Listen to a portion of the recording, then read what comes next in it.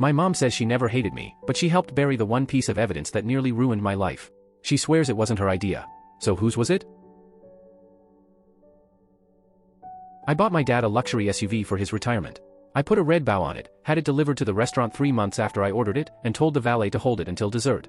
I wanted it to be a moment, not some gaudy apology or an attempt to buy affection, but a loud, quiet way of saying, look, I did the thing. After 35 years in real estate, he was finally stepping down. I thought this might be the moment he'd see me.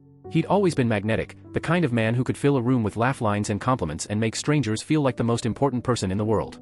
But there was a flip side to that charm, a cruel little switch he could flick if you crossed some invisible line. Up close, the charm didn't belong to me. I learned early that I wasn't one of the people he reserved it for. I could get a promotion, buy a house, even fix his rusted mower on a Saturday, and it was nothing. Megan, younger, quieter, never trying very hard, could text him back and suddenly she was the golden kid. I grew up thinking I just hadn't earned it yet. So on that night, surrounded by family and his old coworkers, I gave him the car. The dinner hummed with small talk and toasts, the clink of forks and the warm, oily light of a restaurant that smelled faintly of garlic and celebration.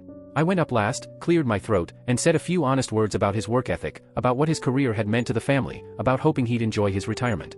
I remember the taste of the wine, the way the room seemed to lean in. He stood, glass raised, looked straight at me, and said, loud enough for everyone, let's drink to my stupid son who thinks that by buying me a car, I'll finally respect him. That's funny.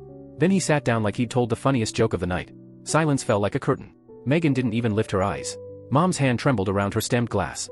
One of his old colleagues gave me a half smile that was halfway between pity and embarrassment. The noise in my ears was the kind that makes you aware of your heartbeat. I didn't argue. I didn't scream or cry. I stood up, left my plate, and walked out. Outside, the evening air smelled cool and a little like wet pavement. I called a tow company from the parking lot, paid for the valet to walk away without questions, and had the SUV taken back to my place. When I pulled into my driveway that night and saw it sitting there, ribbon gone, headlights catching on the chrome, I felt something I hadn't felt in years, clarity. Not rage, not shame, just a clean, sharp understanding of the kind of man my father had always been. Morning came with 20 missed calls. Voicemails. A string of texts that started short and then grew long, frantic. I ignored them. I made coffee.